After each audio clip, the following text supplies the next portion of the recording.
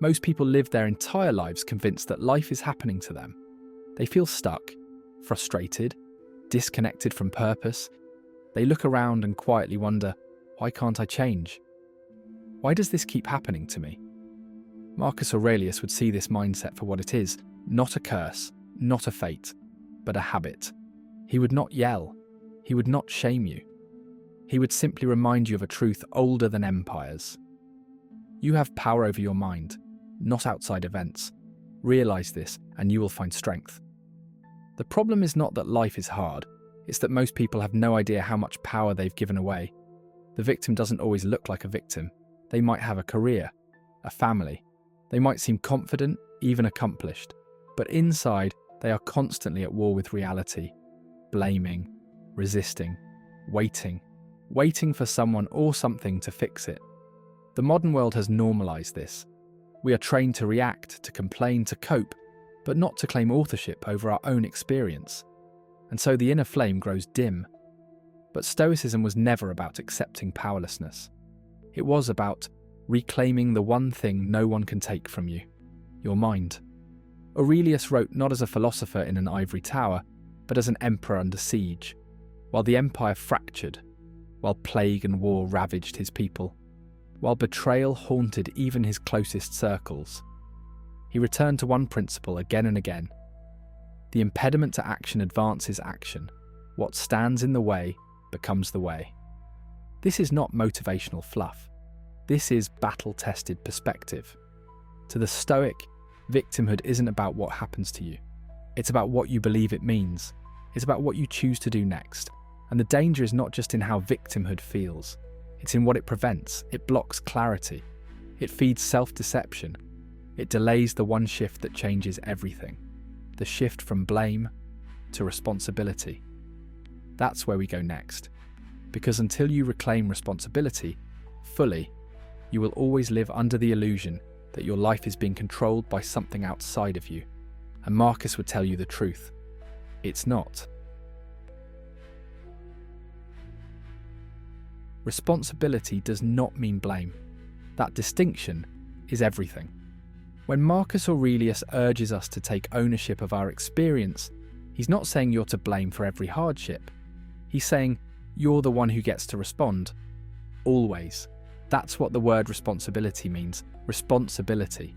The ability to choose your reaction, to choose how you interpret, respond and act, despite the chaos. To live as a Stoic is to stop outsourcing your peace, to stop saying they made me feel this way, or life won't let me change. Because once you give away authorship of your life story, you stop being the writer and become the victim. Marcus didn't just write this, he lived it. He lost children. He was betrayed by allies. He buried loved ones during a deadly plague. He ruled an empire through war and collapse. And yet, he never complained.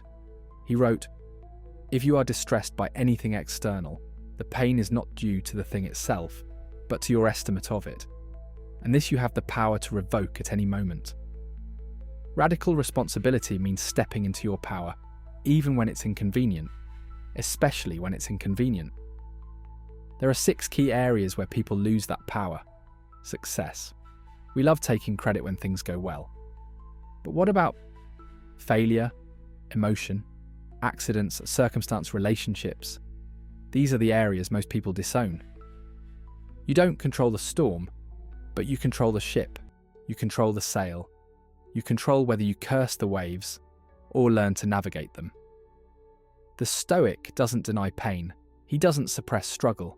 He simply chooses to not be defined by it. And this is where personal development either begins or dies. Without responsibility, no mindset will stick. No goal will last. No change will hold. Because if you believe the world is doing something to you, then you'll never believe you have the power to change it. The truth is, responsibility is the ground from which every transformation grows. But don't mistake it for instant peace. It's not easy. Taking responsibility demands a kind of honesty that will burn away the stories you've clung to for years. So what happens after you begin? Where do you go once you've chosen to take ownership of your life? There is a path, and it unfolds in stages. Let's walk it, step by step.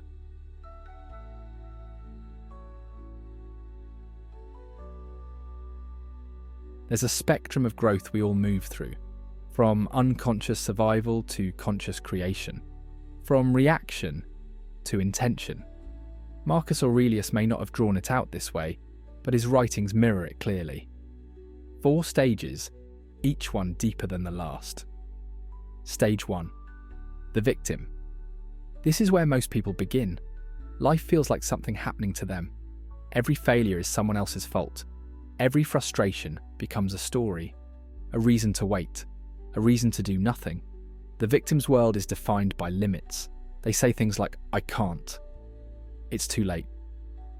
This always happens to me." They confuse their thoughts with reality. They confuse pain with permanence. What they don't realize is that their chains aren't real.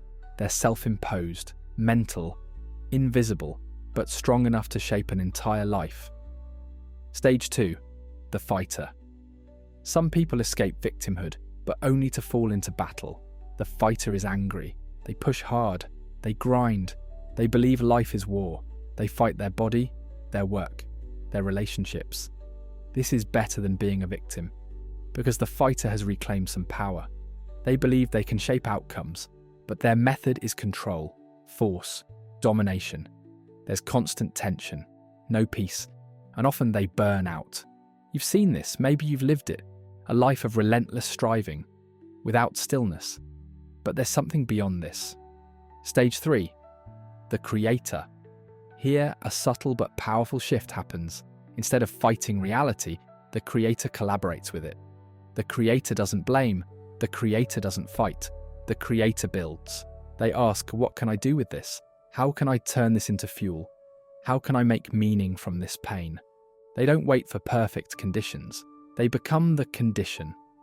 They understand what Aurelius meant when he wrote, "Waste no more time arguing what a good man should be. Be one." They live by creation, not reaction, by design, not default. And then what's beyond even that is something few ever touch. Stage 4. Peace. This is not laziness, not apathy, but a surrender so complete that action flows effortlessly. At peace, you no longer try to control life. You've seen that control was always an illusion. You've done the work, and now you let go, you show up, you act. But you're not attached to how it unfolds. It's not indifference, it's harmony. This is where Marcus lived, not in constant battle, but in quiet presence, where you no longer chase control, because you've become the kind of person who doesn't need it. Most never get there, because most never leave stage 1. They live and die, stuck in stories that were never true. The question now is, where are you? Are you still explaining your limitations? Or are you ready to outgrow them? Because growth is not an accident, it's a decision. And that decision starts inside your own mind. If the outer world were the true enemy, you could defeat it with effort. But the real war is internal, not with circumstances, but with the voice in your mind that tells you what's possible. That voice doesn't scream. It whispers, "I can't. It's too late. I've already tried. What if I fail? What's the point?" This voice doesn't sound like fear. It sounds like reason, like logic, like truth. But Marcus Aurelius would call it what it is, a lie. The soul becomes dyed with the colour of its thoughts. So what colour is your soul right now? How many times have you mistaken hesitation for wisdom? How many times have you said, "I'll try," when you knew deep down that meant you wouldn't? Victimhood survives through language, through stories, through the illusion of later. The Stoic path is not for those waiting on motivation. It's for those who are done waiting. It's for those who are willing to burn away the lies and say, no more. No more blaming. No more waiting. No more outsourcing my power. The truth is, every obstacle you face is either a reason to stop or a reason to grow. And you choose which it becomes. That doesn't mean everything will be easy. It means everything will be yours. Your results, your responses, your responsibility. Because here's what Marcus Aurelius understood better than most. The quality of your life is not determined by fortune, fate, or fairness. It is determined by how much ownership you are willing to take. And when you take full ownership, you become unstoppable. So today, drop the stories. Drop the excuses.